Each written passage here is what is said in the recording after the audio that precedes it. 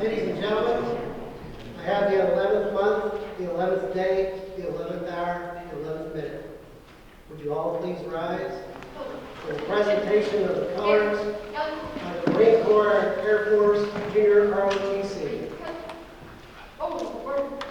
March.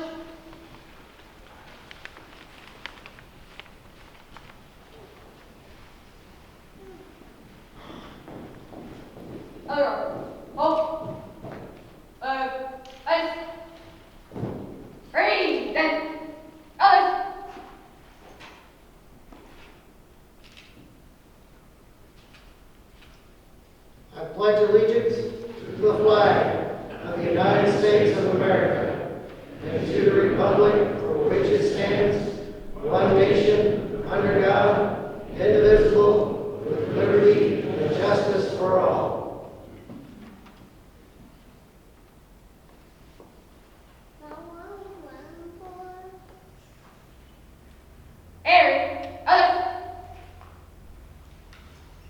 Ready, go. Right, ice. Oh, run, march.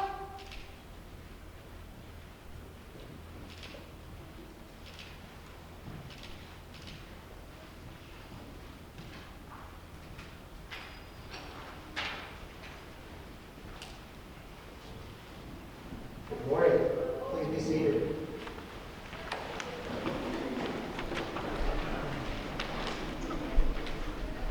Thank you, Standing Bear, for joining us in. It was a great welcome.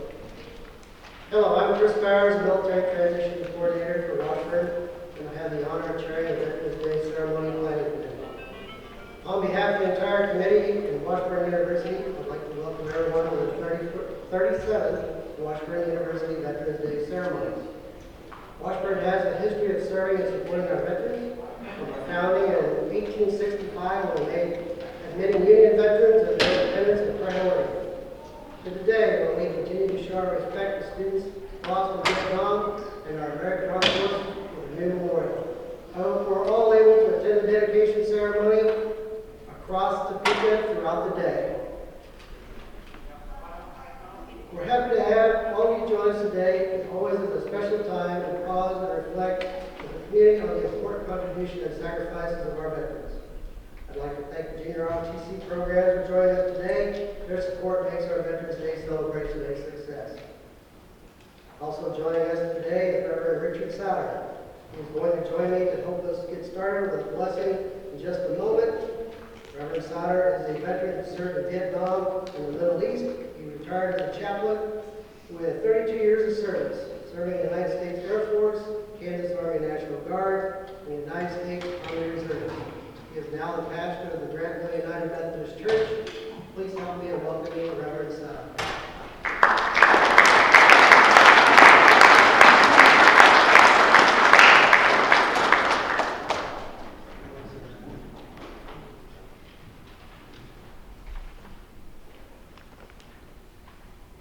I have a feeling he oversold me. If you would pray with me, would you bow your heads? Since the first call was sounded, defend the colonies and our way of life, men and women have answered. Oh God, many sacrificed all they were asked. Some sacrificed to return to live with the reminders of that service every day. And many gave it all. Oh God, we thank you for such courage.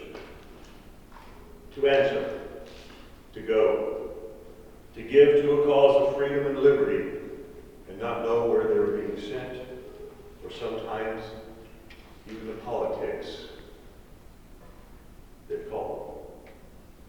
May we never forget their sacrifice and their service to a nation that we love has been blessed by you. Amen.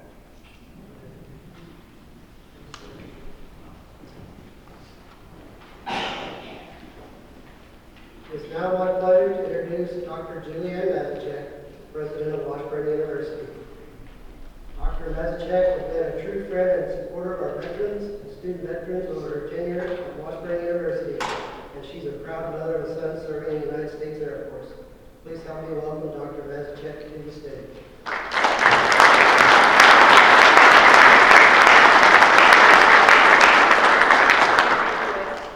And thank you all for joining us for Washburn University's annual Veterans Day ceremony.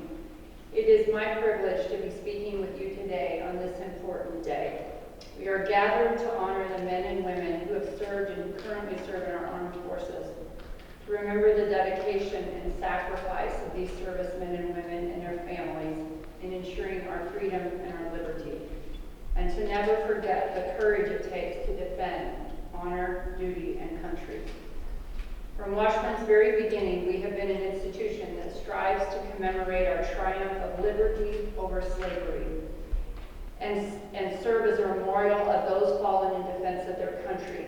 One of the ways we do this is by maintaining a beautiful Veterans Memorial on campus, and also by having this ceremony every year.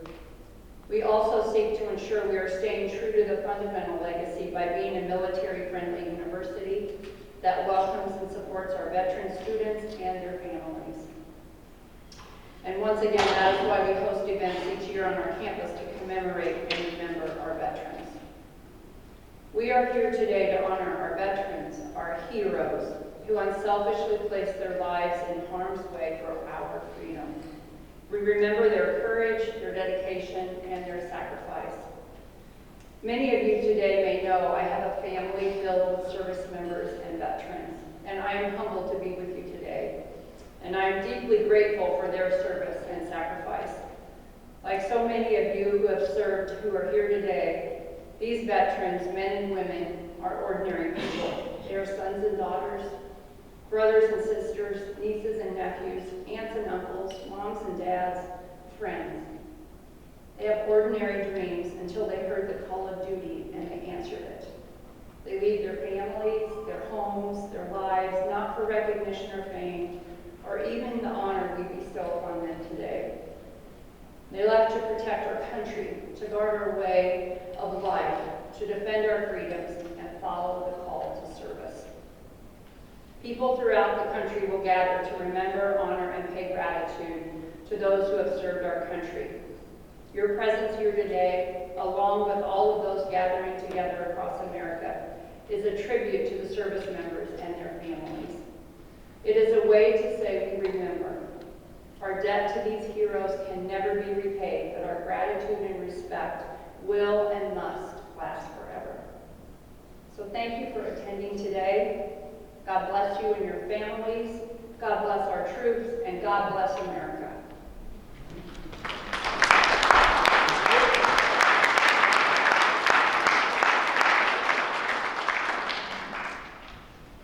Thank you, Dr. Mazachek. We appreciate you being here today and taking time from your schedule to speak to us. Someone else who has taken time out of his schedule to speak with us today is our keynote speaker, Colonel Christopher Ailslieger. Colonel Christopher Ailslieger began his military career as a private in the Kansas Army National Guard in 1987. In 1990, he completed Officer Candidate School and was commissioned as a second lieutenant. Over the next decade, he served in various positions as an armor officer, including commanding Bravo Company, 1st of the 635th Armored in Topeka. In 2000, Colonel Ailslieger transferred to the Army Reserve and the Civil Affairs Branch and completed training as both a Civil Affairs and Psychological Operations Officer. In 2001, he deployed as a part of NATO peacekeeping force in Kosovo. Shortly after his return from Kosovo, Colonel Ailslieger was mobilized for the invasion of Iraq. In April 2003, he deployed to Iraq as a Civil Affairs team leader, assigned to the 4th Infantry Division.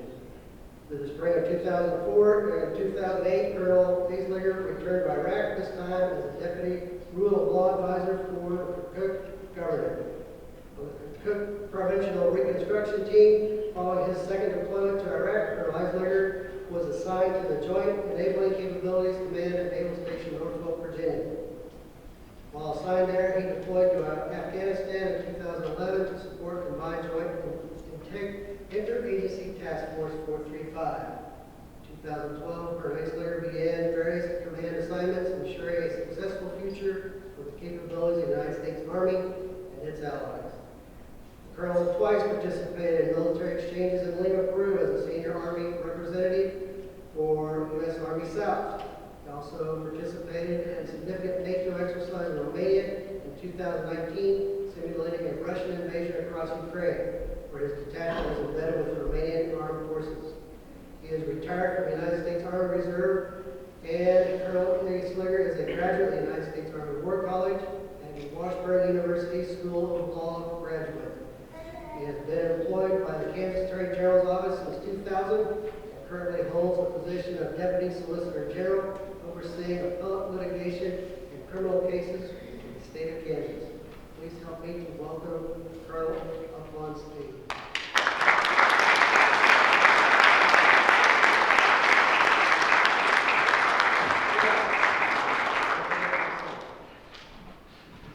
Thank you very much, Kris, and thank you everyone for being here. And for the veterans in the room, we're going to make you feel like you're back at a good military staff meeting. When I'm ready for the next slide, I'm just going to look over to Kris and say, next slide. I was asked to talk about the Middle East, and Jason's going to tell some war stories. Before I get to that, next slide, I think we really should take a moment to remember the whole reason we have Veterans Day. We remember veterans going all the way back through our history. And it starts with the Revolutionary War. Those guys grabbed their muskets and stopped their jobs and ran off to join General Washington and fight for our country. And we have a long history of citizen soldiers fighting for our country ever since. And so we've got some random pictures I got off the internet from the Revolutionary War, War of 1812, and of course the Civil War, which was probably the most significant war of our country, which solidified us as a nation and ended the practice of slavery once and for all. Next slide. But then, World War I, this is significant. This is what gave us Veterans Day, right? It started as Armistice Day because, in their infinite wisdom, the fighting powers of World War I decided they would end the war at the 11th hour, the 11th day of the 11th month. And so then it was celebrated as Armistice Day after World War I. And I'm not sure exactly when it transitioned to Veterans Day. They probably have something to do with these guys. World War II, the greatest generation. We still have a few of them still with us, given the march of time when we're losing more and more of our World War II veterans. But if there are still some around and we see them, we should definitely thank them for their service. This is one I really probably don't need to say any more about that. So the next slide. Korea, this is the sometimes called the forgotten war because it's been overshadowed by World War II and later by the Vietnam War. I kind of call this is my father's war, even though by the time he got there, the fighting was over. But we can't forget these people. These veterans fought for our country as well. Next slide. And then we get to what is kind of the current crop of combat veterans we have. They come from Vietnam, the Gulf War, and the war on terror that includes Iraq and Afghanistan and a lot of other places. And we don't want to forget, sprinkled in between there are other veterans. I know a guy who was a veteran of the Grenada invasion. And then there was Panama, I think Kris was in Panama, among other places. So we should just take a moment to remember all of the veterans. And then finally, we always think about combat veterans, but next slide. We don't want to forget about peacetime veterans, because these are people that, they were ready to go. They served, maybe they didn't serve in wartime, but weren't deployed. That doesn't make them any less of a veteran. They were, they signed on the dotted line, they volunteered, and they were ready to go. And just because fate didn't call on them doesn't make them any lesser of a veteran than combat veterans. So I think we should just remember all veterans, and when you get a chance, always make sure that you thank the veterans for their service and veterans trade war stories and keep the camaraderie going. So, next slide. Okay, now, when I was asked to do this, I asked Kris about what should I talk about and so on. And so I thought, we'll talk about the Middle East. It's kind of it's always in the news, and that's where, again, most of our current veterans have some experience. But you can teach a semester-long class on the Middle East and still not cover everything. So I'm going to give you some real wave top type of information about the Middle East to kind of set the stage for me telling you more about my experiences, and then I'll, wax into some war stories and so on. So here we have, this is the Middle East. I'm sure everyone is familiar with the geography of the region. And so now I'm going to talk about why we have such issues there. So the next slide. You'll see on one side here, it would be on, as you look out on the left, is a map of the Middle East before World War I. You can see there's not a lot of lines on the map. It's all the Ottoman Empire, right, for the most part. But then on the right-hand side, you see that's the current map. You see a lot of border lines drawn. There are a lot of different countries, Iraq, Kuwait, Syria, Jordan, that didn't exist back before World War I. And the thing about those lines is those were drawn mostly by the British and the French, without a whole lot of regard to the people that actually lived there. And so you have political lines that cut across tribal and ethnic lines and religious lines and so on, which you can imagine is a bit of a source of conflict. So next slide, Chris. And the next slide will just kind of show you, just graphically, a couple of the way that the religions are mixed up in the Middle East and the ethnicities are mixed up in the Middle East. And if you pay particular attention, if you can see the little, kind of in the middle of it is where Iraq is, and you can see there are mixed religions and ethnicities there. They have both significant religions of the Shiite and Sunni Muslims, and if you know anything about the Shias and the Sunnis, they don't exactly agree on much. I kind of make it, it's kind of analogous in some ways to the Christian, the Protestants, and the Catholics a few hundred years ago. I mean, they get to violence against each other. And so in Iraq, you had a mix in the population of both Shias and Sunnis. And then ethnically, you had Arabs and you had Kurds in the north. And the Kurds didn't like the Arabs, the Arabs didn't like the Kurds. And there were other ethnicities. There were Turkmen and Armenians and other minorities, and there were Christians and other different religious sects, and all of that stirred together made for a very difficult situation when we got there in 2003. So, next slide. So now I'm talking about my story, my experience in Iraq in 2003, and I will warn you, the first thing you got to do when you talk to people about who are veterans of these wars, because if you ask one veteran to tell you their experience and you ask another one, you're going to get wildly different stories about what the situation was like, what life was like, what their experience was. So you got to ask them, well, when were you there? Where were you? And what was your job? Because when you were there matters. In 2003 and 2004, when we invaded, there weren't any bases set up, and things were pretty freewheeling. When I tell some of my other veteran friends about what we did back then, these were guys that had gone later in deployment, said, look at me, shake their head, no, you guys didn't do that. There's no way, because there was like rules and things that were set in place in subsequent deployments. And I can just to tell to go off on my little war story. When I went back in 2008, one of my jobs was overseeing police training in the area that I was in. And we had a lot of civilian police trainers, and these were civilian policemen who were there in Iraq as contractors, helping train the Iraqi police. And a lot of these guys were veterans.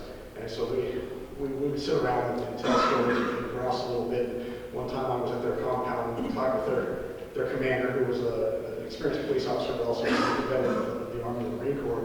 And we were grousing about all the bureaucracy that we had to deal with and the red tape and the paperwork. And like, man, it wasn't like that back the first time around. And he looked at me and said, yes, sir, we came to a war and a garrison broke out. So that kind of tells you, it's just, the different times matter. Obviously the different locations matter. I was in 2003, I was based in Tikrit, which is just north of Baghdad, Saddam's hometown. And it was a relatively volatile area. In 2008, I was up in Kirkuk, which is dominated by the Kurds, much less volatile for us. So that matters. My brother was there in 405. He was out in Anbar Province, out in the west. Completely different experiences. So that matters. And of course, it matters whether you're an infantryman or, my job was civil affairs. My job was unlike any other soldiers out there. So you're going to hear my story, which is going to be different from the stories from other veterans. So take some time to listen to everybody's stories because they're all good. Next slide. All right, so Kuwait. I didn't take a whole lot of pictures of Kuwait. This is where we started.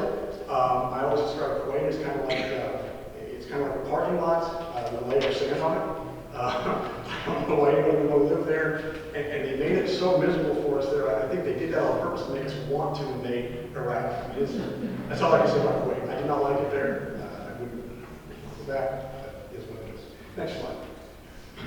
So we started the invasion, and I was with the 4th Infantry Division, so we were falling behind the 3rd Infantry Division, which was up in the lead. We were racing to try to catch up to them to get to Baghdad. And just after a couple days of going, we had this huge sandstorm which just shut everything down across the whole theater. Nobody could really move, aircraft couldn't fly. You really couldn't see. I mean, I don't know if this picture does it justice. It looks like Mars, right? But you couldn't see from me to that door over there. So obviously everything had to stop. We just sat there and endured that for about a day and a half. It finally died down and we could move forward. So this is the highlight of the invasion. So, again, I was a civil affairs guy. I was not in the front shooting at people or doing anything. I was moving along. My job primarily at this phase was to try to keep the civilian population out of the way and prepare for humanitarian assistance and reconstruction afterwards. So then, next slide.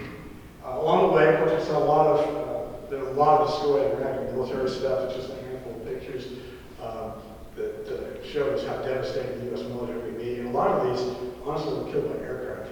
The Air Force wiped out the Iraqi army, and then what wasn't wiped out by the Air Force, well, the lead elements of the Army and the Marines took them out. So by the time I got there, this is just what I saw. Next slide. And then this kind of trail shows this traces the trail that we had from Kuwait, this little red line all the way up to Kris, where we ended up finishing up. And I just point this out as we went for about 4 days nonstop. We did not stop to sleep. It was like a 20-minute cat nap here and there, and I was telling Kris the other day, we were talking in his office. It's amazing that we didn't kill people because of accidents with vehicles driving off the road and so on. But it was a mad rush. I mean, things were going much faster than we expected. We expected much more stout resistance from the Iraqi army that just wasn't there. And in about 4 days, we rolled all the way through Iraq to Kuwait, which is where I spent most of the next year. Next slide, please. And this is just a picture of, I have so many pictures of it. What do I show you? I don't want to bore you with all the details. So here's the palaces at Tikrit. Saddam had these palace complexes all over the country, and these were massive. I mean, this complex here stretched for several miles along the banks of the Tigris River. It was a big walled compound with all these massive buildings. Part of it looked like, looking at it morning, it looked like a resort. And then outside the walls was Tikrit, which was a dirty, not so wealthy town and so on. So you can see where, as you compare the country, you can see where Saddam spent his country's money and where he didn't. He certainly didn't spend his money on taking care of his people. He spent it on taking care of himself. So, next slide. Another thing I thought was amazing, Iraq's got so much ancient history, and I always thought to myself as I was rolling around there that if these people just would get it together, this would be a great tourist spot, because there's just so much to see. Over there on the, as you look at the far left side, the spiral minaret was built in the 700s, it's still standing. The other ruins in the upper corner, those are Assyrian ruins that go back thousands of years. There's a lot there if they could just settle it down, and there's so much to see and do. Next slide. And then I just got a couple of pictures of some iconic locations there in Iraq. On the right is the famous cross swords from Saddam's parade ground. Every soldier that rolled through Baghdad and went by there, they took a picture there because it was so famous. We saw it in the news all the time before the war. Had to take a picture there. On the left side is the Gold Dome Mosque in Samara. That picture was taken in 2003. Unfortunately, that mosque, and it was a very holy site for the Shia sect. In 2006, Sunni terrorists blew it up in an effort to foment a civil war, and they succeeded because that was such a revered site for the Shias. And again, it went back hundreds, if not 1,000 years, and they blew it up because they wanted to start a fight. And this one other comment on this thing, my pictures, I showed these to my dad when I came back. I showed him all my pictures, and he said, "Well, damn, Christopher, looks like all you were doing was being a tourist there." I was like, "Well, Dad, when exciting things were happening, I wasn't snapping pictures. I'm not a combat photographer." So yeah, most of my pictures are all of us posing because we would pose and take pictures when there wasn't exciting stuff happening that might be threatening to us. So that's why we look like tourists there. We really were working on this. Next one. Okay, this is one of my favorite pictures from Iraq because it encapsulates something that one of the staff officers said one day. It relates to Groundhog Day. So first, if you look at this picture, that's me as a captain standing on the banks of the Tigris River. And if you're really paying attention, you see the weapon I'm holding there. That's not an M16 or an M4. That's an AK-47. So here I am, an American military officer carrying an AK-47, which is a Russian weapon. That was what the Iraqis used. And then there's this animal standing on the banks of the river, which I thought was a llama. Other people told me it's an alpaca, but whether it's a llama or alpaca, this is an animal that's indigenous to South America, not to Iraq. And it was running, a whole pack of them were running around out there. And I'll explain those in a minute, but the reason I mentioned this with Groundhog Day. I think most everybody knows, probably remembers the movie Groundhog Day with Bill Murray, where he just kept every day reliving the same day over and over and over again. Some days, and I know the veterans in here can relate, just when you're employed like that, it feels like every day is the same day over and over and over again.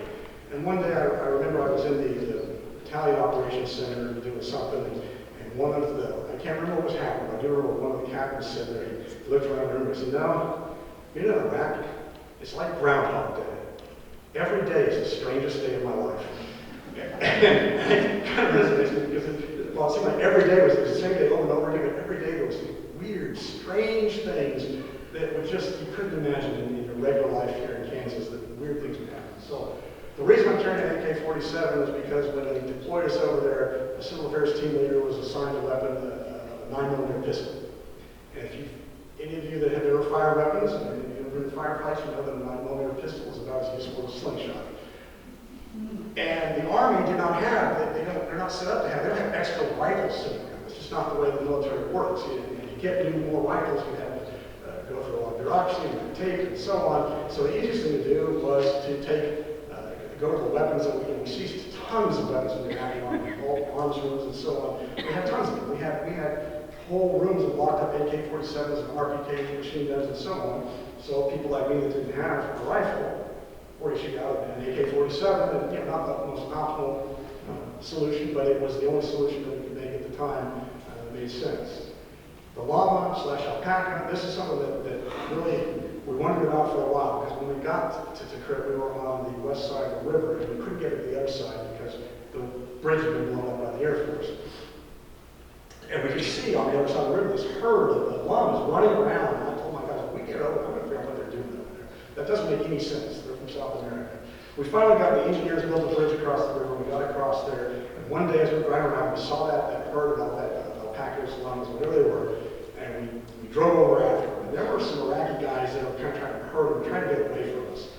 But the Humvees were faster, so we kind of corralled them in. We got out and started talking to these guys, and at first they were afraid we were going to take the llamas from them. I don't know what they thought we were going to do with the herd of llamas, but it turns out that the story they told us is these llamas were kept by members of Saddam's family in that palace compound for some reason. We don't know why. And then eventually during the war, either the bombs broke the wall and they got out, and maybe these guys broke them out. But that's what they were doing. They had been imported by Saddam's family, and now these enterprising Iraqis have them. And with the mystery solved, we said, thank you very much. Go. We have other things to do. We have bigger fish to fry than the herd of llamas, so I don't know what happened in that. I solved the mystery for myself. All right, next one. Okay, and the other thing, the exciting thing that happened while I was there was capturing Saddam. And it turns out that the area I was in, Saddam was under our feet the whole time. He was found in a village called Adler, on the other side of the Tigris River, which was literally less than a mile from where our camp was at some points. And my team had been in that town several times, and we actually at times were only a couple hundred yards from where he was captured. Don't know if he was there at the time or not, but where he was captured was, it was very well hidden. So, but now, Kris, as he advanced the slide, he ruined my intro, but I sent this picture, by the time they caught Saddam, we had email and so on, so I had this digital picture, and I sent back a picture, hey everybody, here's a picture of me pulling Saddam out of the hole, right? So I sent this picture of me, and I got Saddam on USA, right? And people sent me back to it, oh man, I thought that was really going to be you at the hole. I mean, you know what my job is, I'm civil affairs, I'm not kicking in doors in arresting high-value targets. But people thought I actually had something to do with Catholics at all. Other than being in the neighborhood, not really. But that is his spider hole. That's where they captured him. You can see it's a pretty small. It's not a comfortable thing. I'm filling up the hole. I'm not a really big guy. But that's where he was hiding. It was, our battalion actually was part of the security force doing it. Again, I didn't direct involvement in that. But I went there afterwards and took pictures. So then the next picture is one that Kris insisted I include because I was a rugby player. Kris and I played rugby here in Topeka together for many years. And while I was over in Iraq, my buddies on the rugby team, they sent a rugby ball over. So I guess when we were bored, we could toss the ball around, whatever. And we took a picture with me and the whole of my team there holding the rugby ball.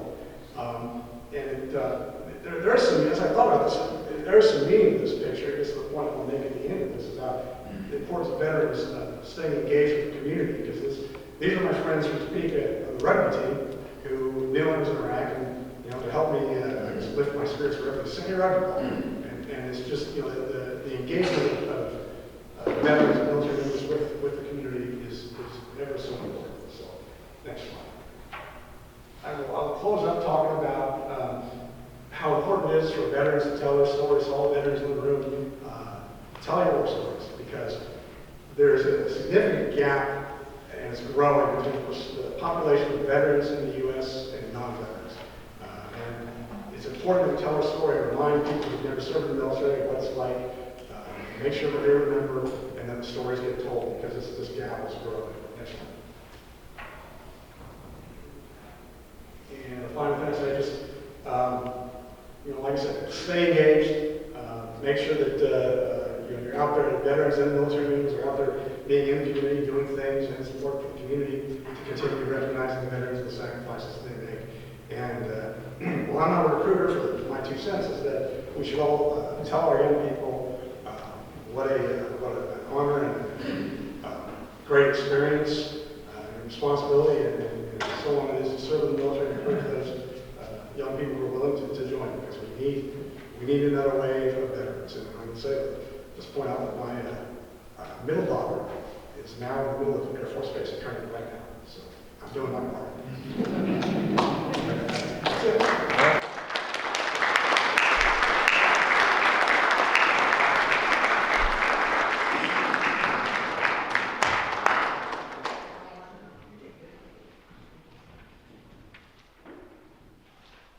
Thank you, Kris Ailslieger.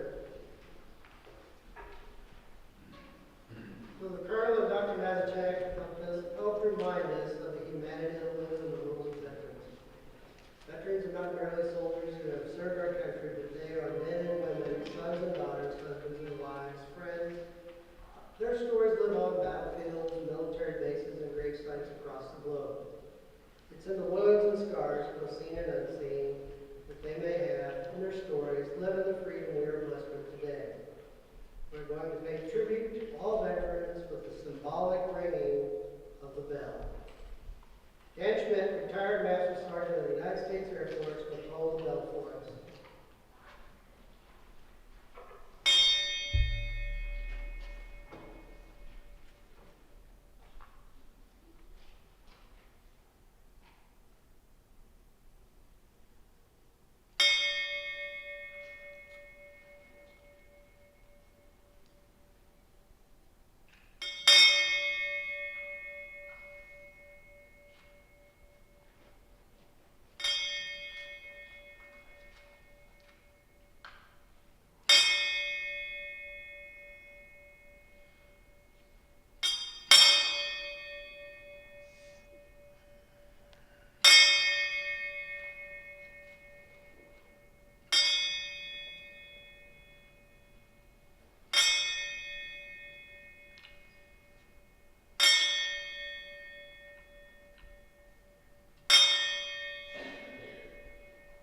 Thank you, Dan.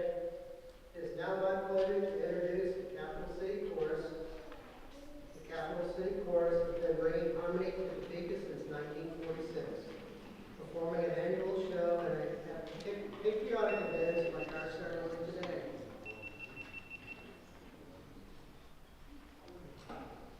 Please help me welcome them as they prepare to perform a medley of songs for us, and and I believe they are still directed by Jonathan Andrews.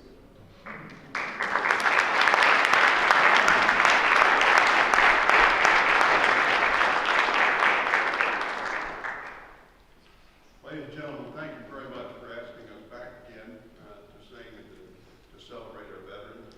Thank you very much. We are under the direction still of Jonathan Andrews, and we have 3 numbers we'll sing for you. The first is the Armed Forces Medley. And as is protocol, when your service hymn is sung, please stand and be recognized. In case you miss it, the order is the Coast Guard,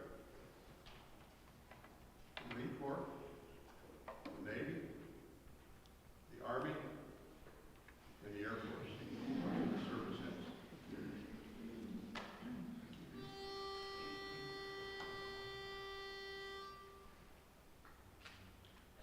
From the rising of the sun till the battle's fought and won, we will fight for the right and defend our country. We're always ready for the call. We pledge our trust in thee. Through service, storm and howling gale, I shall our purpose be. Semper Paratus is our guide, our pledge, our memorable too. We're always ready, do or die. I Coast Guard, we fight for you. On the halls of Montezuma, on the shores of Tripoli, we will fight our country's battles on the air, on land and sea. First to fight for right and freedom, and to keep our honored plea. We are proud to claim the title of United States Marine. Anchors aweigh, my boys, anchors aweigh. Farewell to all joys, we sail and pray.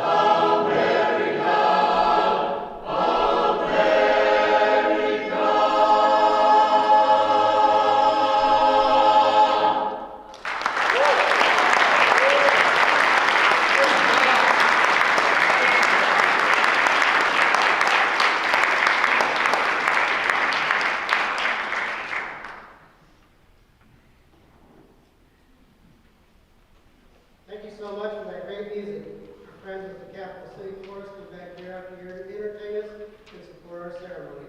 We really appreciate their voices. If I could get my friend Jay Stevenson, please render caps. And if I could get everyone to please stand.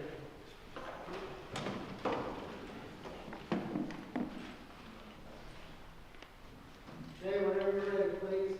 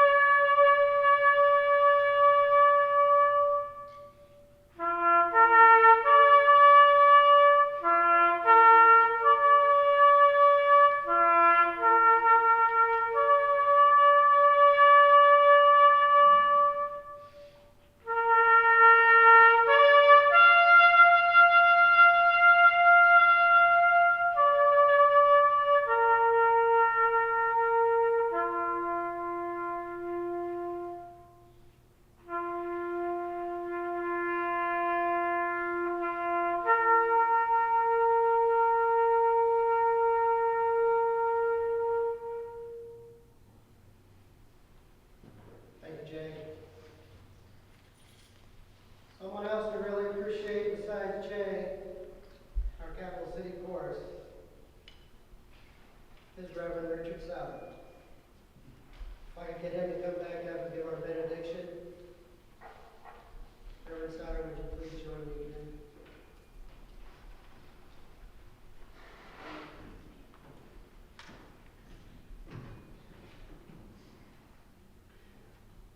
As many veterans as we've had throughout the course of our history, the men and women that have worn uniform barely represent 1% of our population.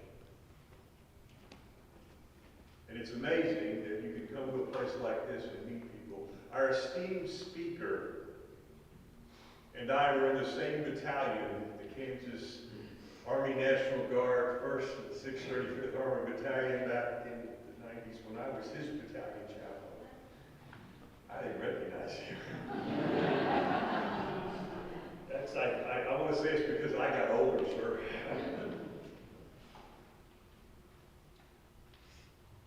It is an honor and privilege.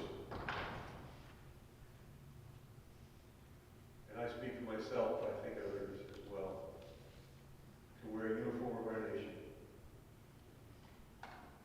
So on behalf of me, thank you for serving. Oh Creator, we thank you for each and every soul, past, present, and future, who have and will continue defending our nation. May those who have gone before rest in their peace, and may those who still stand today be remembered and honored for their sacrifice, the opportunity they give our nation to be the people of the United States of America, one nation under God.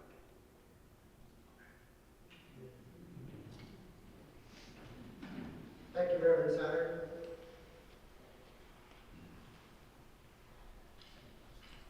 Thank you, Washburn University, for giving us the opportunity to celebrate our veterans and student veterans. Thank you for supporting all of us.